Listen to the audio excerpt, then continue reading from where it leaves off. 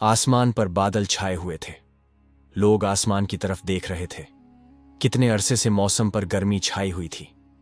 आज आसमान के तेवर बदले तो लोगों को उम्मीद बंध गई कि अब बारिश हो जाएगी तो गर्मी का जोर भी टूट जाएगा और उनकी तबीयत पर भी बशाशत तारी हो जाएगी।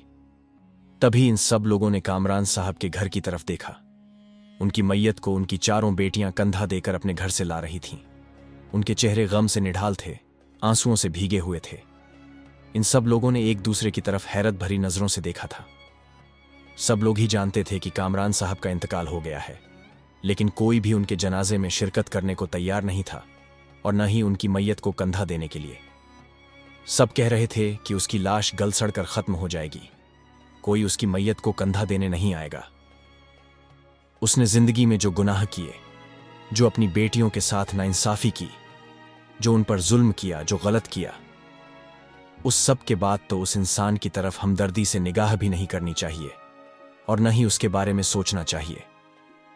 सब यही कह रहे थे कि उसकी मैयत पर तो उसकी बेटियां भी नहीं आएंगी। बिला वजह उस इंसान ने अपनी बेटियों के साथ इतने जुल्म किए, उनके साथ इतनी बदसलूकी की, वो तो उसके मरने की खबर सुनकर खुशी मनाएंगी, न कि उसकी मैयत को कंधा देने आएंगी। और अब उन बेटियों ने सबके मुंह बंद कर दिए थे। सभी हैरान थे। वो लड़कियां रोते हुए अपने बाप को कब्रिस्तान लेकर गईं। इमाम साहब भी कहने लगे, आज तक मैंने ऐसा मंजर अपनी पूरी जिंदगी में कभी नहीं देखा। ऐसा मंजर कभी मेरी निगाहों से नहीं गुजरा कि दो बेटों के होते हुए भी बेटियां अपने बाप की मैयत को कंधा दें और बेटे वो बाप को बुरे हालों में छोड़कर चले जाएं, और बेटियां भी वो जो सारी जिंदगी बाप और भाइयों के जुल्म बर्दाश्त करती रही हैं। सच कहते हैं कि बेटी ही होती है जो माँ बाप की वफादार होती है, जो उनके लिए खुलूस ए दिल से सोचती है, उनके लिए दुआ करती है।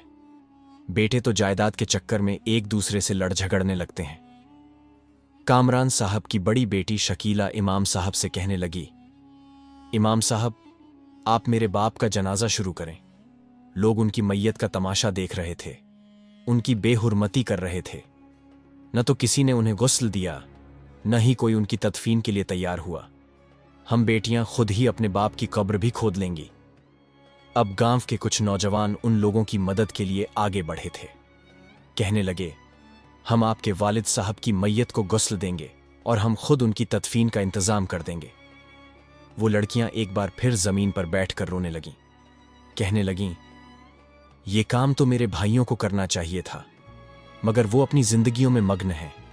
उन्हें अपनी बीवियों के अलावा कुछ नजर ही नहीं आता। इमाम साहब कहने लगे, तुम्हारे बाप की ये कहानी रहती दुनिया तक के लिए इबरत है, सब लोगों के लिए, जो बेटी पर बेटों को अहमियत देते हैं, जो अपनी बेटियों को किसी काबिल नहीं समझते, जो उनके हक अदा नहीं करते, जो उनके साथ पूरा सुलूक नहीं करते। आज वो सब अपनी आंखों से देख लें कि ऐसे बाप का अंजाम क्या होता है। कामरान साहब एक जमींदार घराने से ताल्लुक रखते थे। वे अपने माँ बाप के इकलौते बेटे थे। बचपन से ही बहुत लाडले और जिद्दी थे। माँ बाप ने उनकी हर जायज और नाजायज बात मानी थी, तभी तो वे अपनी जात के आगे किसी को कुछ समझते ही नहीं थे।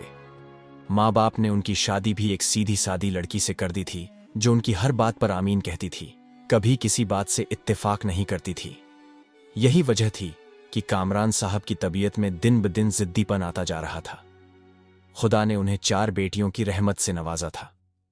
अगर उनकी जगह कोई और इंसान होता तो खुदा का शुक्र अदा करता न थकता कि अल्लाह ने उसे औलाद से नवाजा और उसके घर में 4 बेटियों को रहमत की सूरत में उतारा।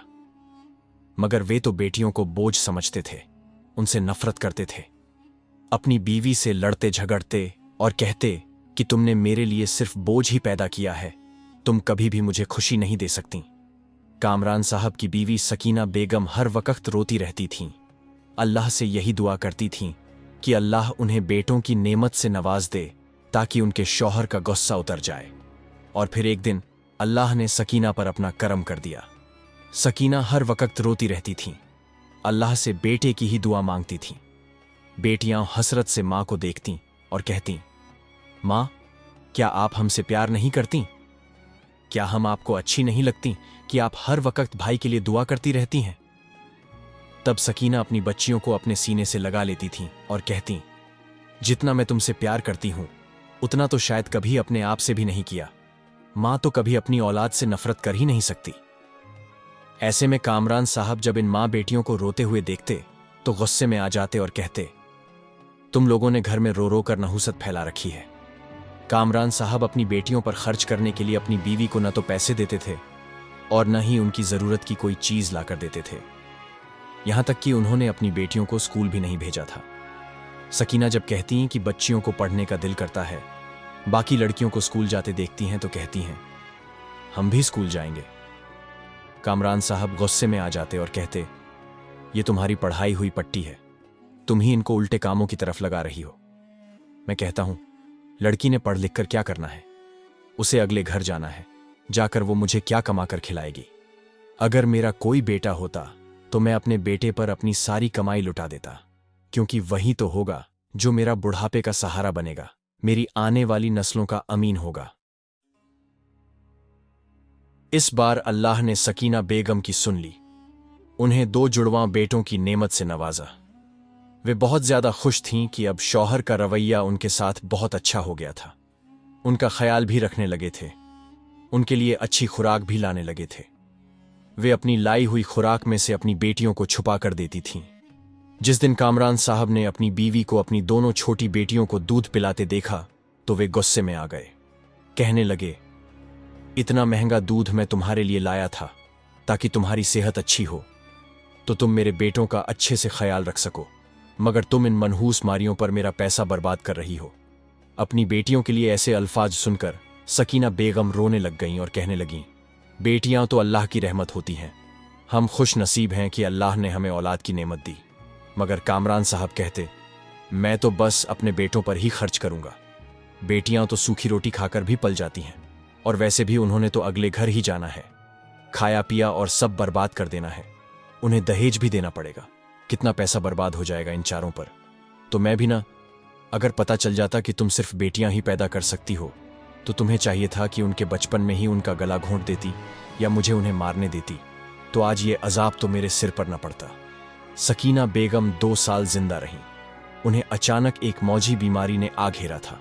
कामरान साहब ने उनका इलाज करवाने की जहमत नहीं की, क्योंकि अब उनके दोनों बेटे 2 साल के हो चुके थे। अब वे मां के बिना भी पल सकते थे। यही वजह थी कि कामरान साहब ने अपनी बीवी के इलाज से लापरवाही बरती तो सकीना बेगम तकलीफ से निढाल होकर मौत के मुंह में चली गईं। उनकी मौत का गम उनकी बेटियों को था, और उनसे ज्यादा और किसे हो सकता था? मां ही तो थी जो उनकी गमगुसार थी, जो उन्हें दिलासा देती थी, सब्र करने की तलकीन करती, कहती, अच्छा वक्त भी आएगा, तुम लोग खामोशी से अच्छे वक्त का इंतजार करो। और वे मां की बात पर बड़ी बड़ी आंखों से आसमान की तरफ देखकर अल्लाह को तकती रहती। बड़ी बेटी उस वक्त 10 साल की थी। वह सो रही थी जब बाप ने उसे गुस्से से जगा दिया। क्या कर रही हो शकीला? अभी तक सो रही हो तुम? शकीला बुरी तरह घबरा गई। उसे तो बाप के गुस्से से वैसे ही बहुत डर लगता था। क्या हो गया अब्बा? मुझसे कोई गलती हो गई है? कामरान गुस्से से घूरता रहा। अभी भी मुझसे पूछ रही हो कि क्या हुआ? मुझे दुकान पर जाने का वक्त हो गया है। कितनी देर से आवाजें दे रहा हूं मगर तुम हो कि उठ ही नहीं रही। उठो, मुझे नाश्ता बना कर दो। शकीला तो हैरान परेशान रह गई। मैं नाश्ता कैसे बनाऊं? मुझे तो आटा गूंदना, पेड़ा बनाना कुछ भी नहीं आता। जब उसने ये बात अपने बाप को बताई तो उसने गुस्से में आकर शकीला को मारना शुरू कर दिया। मोहल्ले में रहने वाली जमीला खातून ने जब कामरान को अपनी बेटी पर जुल्म करते देखा तो उसे खौफ ए खुदा दिलाने लगी। कामरान कहने लगा, तो बेटियां होती किस लिए हैं? माँ बाप की खिदमत के लिए ही तो होती है। मैंने इसे नाश्ता बनाने को कहा तो कहती है कि मुझे कुछ नहीं आता।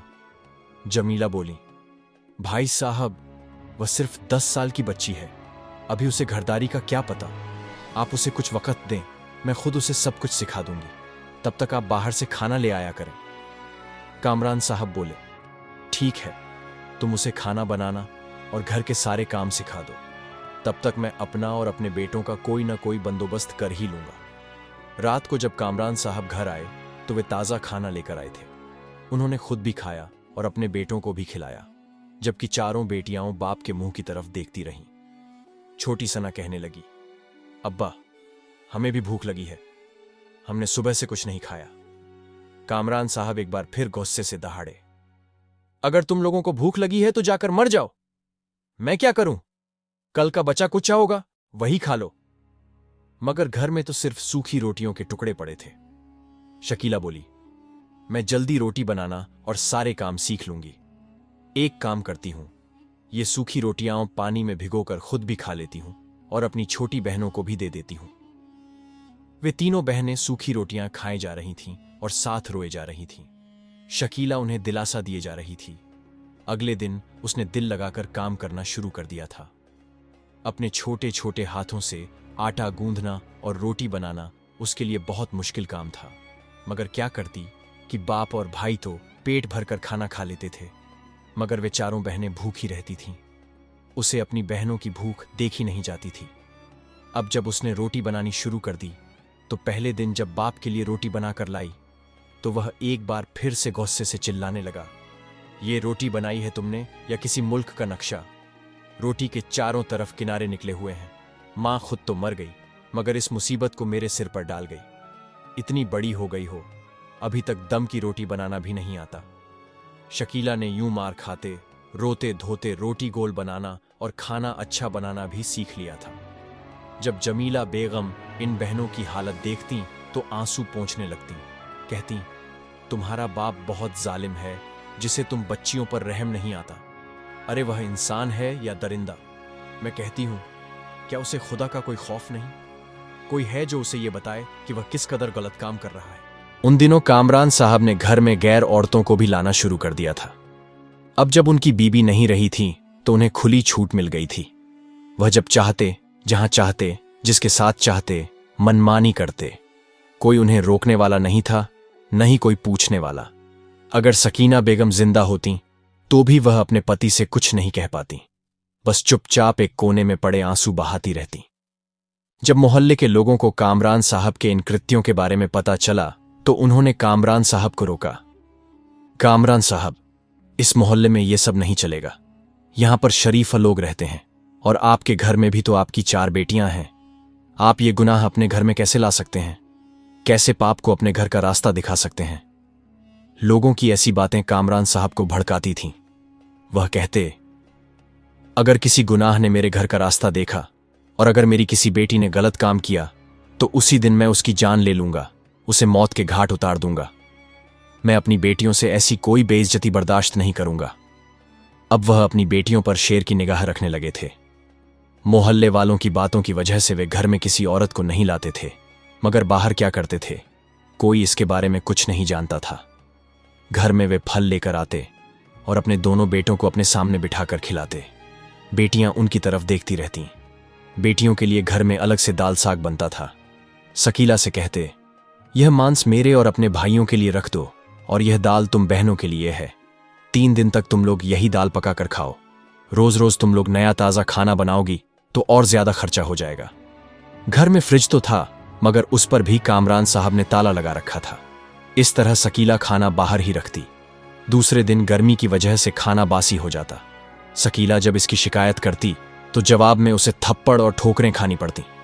पिता कहते, ये ज्यादा नखरे मुझे मत दिखाओ, अगर मुझे गुस्सा आ गया तो चुटिया से पकड़कर घर से बाहर निकाल दूंगा। देखते देखते कई साल बीत गए। अब शकीला 22 साल की हो चुकी थी। उसकी छोटी बहनें भी जवान हो गई थीं। अभी तक कामरान साहब ने अपनी किसी बेटी की शादी करने का इरादा नहीं जताया था। जब मोहल्ले के लोग और रिश्तेदार उन्हें इस बात की याद दिलाते तो वह कहते, जवान लड़कियां हैं, इन्हें जल्दी से अपने घर भेज दो। तुमने न तो इन्हें पढ़ाया, न खिलाया, न किसी हुनर सीखने के लिए घर से बाहर निकाला। घर में कैद कर रखा है। तुमने बहुत बुरा किया है कि अपनी बेटियों को उनके बुनियादी हक से महरूम रखा। अब इनके साथ यह भलाई करो कि वक्त पर इनकी शादी कर दो ताकि ये अपना घर संभाल सकें। कामरान साहब सोचने लगे।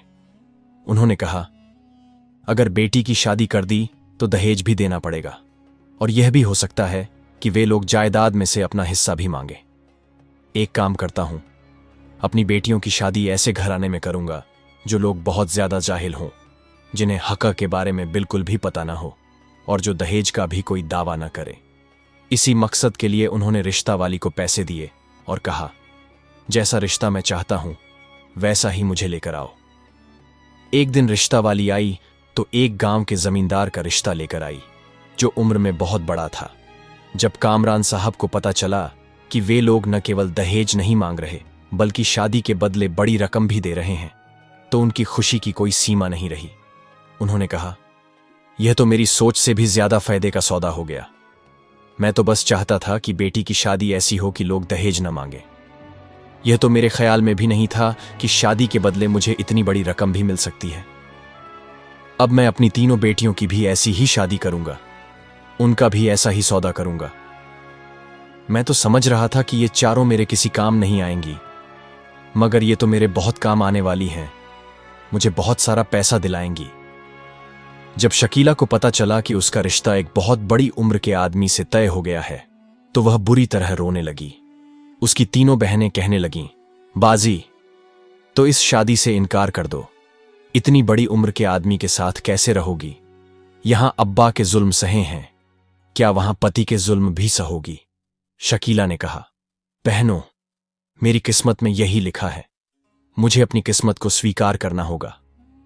मेरे पास इसके अलावा कोई रास्ता नहीं। हम लोग न पढ़े लिखे हैं, न हमारे पास कोई हुनर है।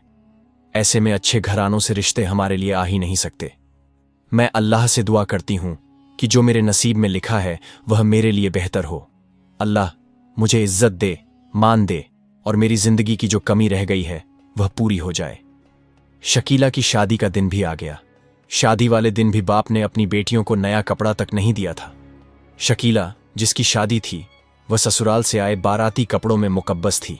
गहने भी उसने ससुराल के पहने हुए थे और वह किसी आसमानी हूर की तरह लग रही थी, जबकि उसकी तीनों बहनें फटे पुराने कपड़ों में थीं और दोनों भाई बहुत अच्छे तरीके से तैयार खड़े थे।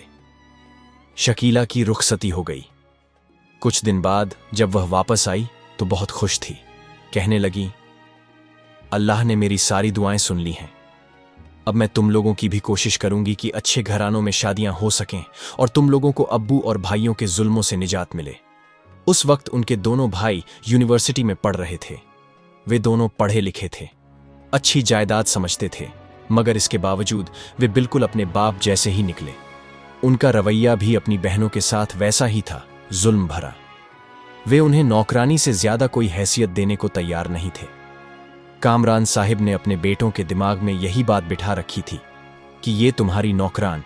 कामरान साहिब के दोनों बेटे बिल्कुल अपने पिता की तरह नकारा थे, सिर्फ अपनी ही सोचने वाले।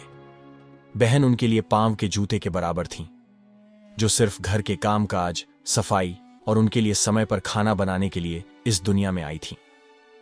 जब उन दोनों बेटों का रिजल्ट आया तो वे अच्छे नंबरों से पास हो गए। डिग्री पूरी हो चुकी थी और साथ ही नौकरी भी लग गई थी। कामरान साहिब खुशी से फूल रहे थे। उनके बेटे पूरे गांव में सबसे ज्यादा पढ़े लिखे थे, जो अपने पैरों पर खड़े हो चुके थे। बाकी गांव के लड़के तो अनपढ़ थे, जो 4 कक्षाएं पढ़कर खेतों में काम करने लग जाते थे।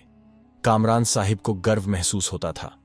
उन्होंने अपनी दोनों बेटियों की शादियां भी ऐसे ही जमींदार घरानों में की, जिन्होंने न केवल दहेज नहीं लिया बल्कि उल्टा बड़ी रकम भी दी। उस रकम से कामरान साहिब ने अपने बेटों के कमरे बहुत अच्छे से तैयार करवाए। कमरों में ऐसी लगवाए ताकि गर्मी के मौसम में उनके बेटों को तकलीफ न हो। जब दोनों बेटे नौकरी पर लग गए तो एक दिन कहने लगे, हम अब अपने पैरों पर खड़े हो चुके हैं। अब हम चाहते हैं कि अपनी जिंदगी की शुरुआत करें। हम दोनों शादी करना चाहते हैं। कामरान साहिब उनके लिए लड़कियां देखने लगे। छोटे बेटे के लिए उन्होंने गांव के एक जमींदार की बेटी को पसंद किया, जबकि बड़े बेटे रमीज ने अपनी पसंद की लड़की से शादी करने की इच्छा जताई। रमीज ने कहा, वह मेरे दोस्त की बहन है, मैं कई सालों से उन्हें जानता हूं। लड़की बहुत अच्छी है, मुझे बहुत पसंद है, शादी तो उसी से करूंगा। इस तरह कामरान साहिब ने दोनों बेटों की शादियां धूमधाम से कर दी। वे बहुत खुश थे कि उन्होंने अपने बेटों की शादियां करके एक बड़ा फर्ज पूरा कर लिया। अब उनकी सिर्फ एक बेटी मारिया ही घर में रह गई थी। मारिया ने सोचा, जब मेरी भी शादी होगी तो मैं भी इस घर से और इन लोगों के जुल्म से निजात पालूंगी। उसकी तीनों बहनें अपने घरों में बहुत खुश थीं। कहती थीं, हमारी तो जहन्नम से जान छूट गई है। मारिया ने सोचा था कि जब उसकी भाभियां आएंगी तो दोनों के साथ दोस्ती हो जाएगी और वे मिलकर घर के काम काज करेंगी तो घर का माहौल भी बेहतर हो जाएगा। मगर जो कुछ उसने सोचा था सब उसके उलट हुआ। उसकी दोनों भाभियां भी उसे नौकरानी से ज्यादा हक देने को तैयार नहीं थीं। शायद उसके भाइयों ने अपनी बीवियों को पहले ही बता दिया था कि उनकी बहनों की घर में क्या हैसियत है। जब शादीशुदा बहनें कभी घर आती तो भाभियां उनके साथ बदसलूकी करती और बेइज्जत करके घर से निकाल देती। मारिया जब ये सब देखती तो खून के आंसू रोती, मगर वह कुछ नहीं कर सकती थी। न पिता से शिकायत कर सकती थी, न भाइयों से, और न ही भाभियों को समझा सकती थी। उसकी बहनें गुस्से में आकर वापस चली गईं और फिर इस घर आने का नाम तक नहीं लिया। कामरान साहिब ये सब कुछ चुपचाप देखते रहे। एक बार भी उन्होंने अपनी बहुओं से यह नहीं कहा कि ये मेरी बेटियां हैं, इस घर में बराबर की हकदार हैं, वे अपने बेटों की बहनें हैं, तुम्हारा फर्ज बनता है कि उनकी इज्जत करो। मगर उन्होंने तो अपनी जुबान बंद रखी, क्योंकि वे अपनी बहुओं को नाराज नहीं करना चाहते थे। दोनों भाई भी सिर्फ अपनी बीवियों की ही सुनते थे। उनकी बात बोलने से पहले ही पूरी कर दी जाती थी। अब दोनों भाइयों ने फैसला कर लिया कि वे अपनी बीवियों के साथ शहर जाएंगे। जब उन्होंने यह फैसला अपने पिता को बताया तो वे परेशान हो गए। कहने लगे, यह घर जिसे मैंने बड़ी मेहनत से बनाया, सारी जिंदगी तुम लोग इसी में रहे, अब तुम इसे छोड़कर शहर जाना चाहते हो? रमीज ने कहा, अब्बा जान, यह हमारी जिंदगी है। अब हम अपनी जिंदगी अपनी मर्जी से जीना चाहते हैं। आपने सारी जिंदगी गांव में बिताई, मगर हम अब गांव में नहीं रहना चाहते, हम शहर जाना चाहते हैं। कामरान साहिब ने कहा, मगर बेटा, मेरा दिल शहर में नहीं लगेगा, मैं तो बस इसी घर में रहना चाहता हूं। रमीज बोला, अब्बा जान, आप तो इसी घर में ही रहेंगे, हम कौन हैं कि आपको या मारिया को साथ ले जाएं? हम दोनों भाई अपनी अपनी बीवियों के साथ जा रहे हैं, वहां जाकर अपनी नई जिंदगी की शुरुआत करेंगे। रमीज की बात पर कामरान साहिब हैरानी से मुंह खोलकर अपने बेटे को देखते रह गए। उस बेटे को जिस पर कभी उन्हें बेहद गर्व था, जिससे वे बेहद प्यार करते थे। अब दोनों बेटे उनसे अलग हो चुके थे। वे शहर चले गए और उन्हें गए हुए 6 महीने हो चुके थे। दोबारा कभी उन्होंने पलटकर खबर नहीं ली। उन्होंने अपने कमरों को ताला लगाकर गए थे ताकि कोई उनके कमरे में जाकर उनका सामान खराब न कर सके। अब गर्मी आ गई थी और घर में जो भी पंखा या एसी था वह उन्हीं दोनों बेटों के कमरों में था। अब तो घर में इसके अलावा कोई पंखा भी नहीं था जो कामरान साहिब को गर्मी से निजात दिलाने में मदद करता। नहीं पता ये बुढ़ापा था, कर्मों की सजा थी, या बेटों की बेवफाई का दुख जो कामरान साहब की सेहत दिन ब दिन बिगाड़ रहा था। न वह पहले की तरह चुस्त दुरुस्त रहे, न स्वस्थ, बल्कि बीमारी उन्हें घुन की तरह चाटने लगी थी। वे अपने बेटों को संदेश भेजते, कहते कि मुझसे मिलने आओ, मगर बेटे उनकी शक्ल देखने को भी तैयार नहीं थे। मोहल्ले वाले ये सब देखकर कहते, ये आपको आपके गुनाहों की सजा मिली है। जो कुछ आपने अपनी बेटियों के साथ किया, अब वही सब पलटकर आपके पास आ रहा है। अब आप कर्मों की सजा के लिए तैयार हो जाओ। कामरान साहब दिल ही दिल में पछता रहे थे, लेकिन अब वे अपनी गलतियों की भरपाई कैसे करते? उन्होंने अपनी बीमारी के इलाज के लिए दुकानें बेच दी थीं और बाकी जमा पूंजी भी उनके इलाज पर खर्च हो रही थी।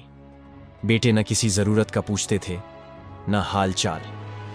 ऐसे में कामरान साहब के पास यही एक उपाय बचा था कि जो थोड़ी बहुत जमा पूंजी है उससे घर का खर्च चलाएं और दवाइयों का खर्च भी उठाएं। मारिया ने अपने अब्बा की सेवा में कभी किसी तरह की कमी नहीं की थी। कामरान साहब पर एक ऐसा वक्त भी आया जब वे हिलने डुलने से असमर्थ हो गए। फिर उन्हें फालिज का अटैक हुआ, उनका दायां हिस्सा पक्षाघात ग्रस्त हो गया। उनके पास कोई नहीं था जो उन्हें शहर के किसी डॉक्टर के पास ले जाता। मारिया जब अपने अब्बा जान की हालत देखती तो घबरा जाती। मदद के लिए मोहल्ले में गई, लेकिन कोई भी उसकी मदद के लिए तैयार नहीं था। जमीला और बाकी लोगों का कहना था, तुम्हारे पिता को उसके की सजा मिली है, तुम्हें भी इस पर परेशान नहीं होना चाहिए। शुक्र करो कि पापी को इस दुनिया में ही सजा मिल गई। ये सब सुनकर मारिया रोने लगी, कहने लगी, वे मेरे पिता हैं, जैसे भी हैं, जो कुछ उन्होंने किया, लेकिन मेरे दिल में उनके लिए मोहब्बत है। उन्हें तकलीफ में देखकर मुझे सुकून नहीं मिलता, बल्कि मेरी बेचैनी बढ़ जाती है। आप मेरी मदद करें, अब्बा जान को अस्पताल लेकर चलें। लेकिन कोई तैयार नहीं था। मजबूरन मारिया ने रोते हुए अपनी बहनों को फोन किया और सारी बात बताई। तीनों बहनें, जो कह चुकी थीं कि वे कभी इस घर में कदम नहीं रखेंगी क्योंकि पिता ने उनकी बेइज्जती पर चुप्पी साध ली थी, तुरंत घर आ गईं। जब कामरान साहब ने अपनी बेटियों को देखा तो उनकी आंखों से आंसू बहने लगे।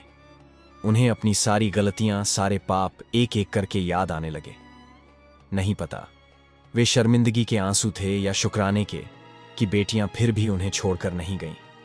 शकीला अपने पिता को लेकर अस्पताल चली गई, लेकिन देर हो चुकी थी। रास्ते में ही कामरान साहब ने दम तोड़ दिया। उन्होंने भाइयों को रोते हुए सूचना दी, लेकिन भाइयों ने फोन काटते हुए कहा, हम व्यस्त हैं, नहीं आ सकते। मोहल्ले वालों से कहकर दफन करा लो, हम शाम को आ जाएंगे, फातिहा भी पढ़ लेंगे। शकीला सोचती रही कि ऐसे बेटे भी होते हैं जो अपने पिता के जनाजा को कंधा नहीं देते, शव को गुस्ल नहीं देते। कामरान साहब की लाश पूरा दिन घर में पड़ी रही। मोहल्ले वालों में से कोई भी उनकी हरकतों की वजह से करीब नहीं आया। कोई उन्हें नहलाने के लिए तैयार नहीं था। आखिरकार इमाम साहब के कहने और बेटियों के रोने पर मोहल्ले वाले मदद के लिए आगे बढ़े। नमाज पढ़ाई गई, दफनाई हुई। चारों बेटियां कब्र पर बैठकर रो रही थीं।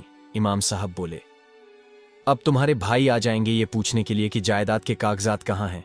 शकीला बोली, हमें जायदाद या किसी चीज का लालच नहीं है, हम सब कुछ भाइयों के हवाले कर देंगे। और वही हुआ।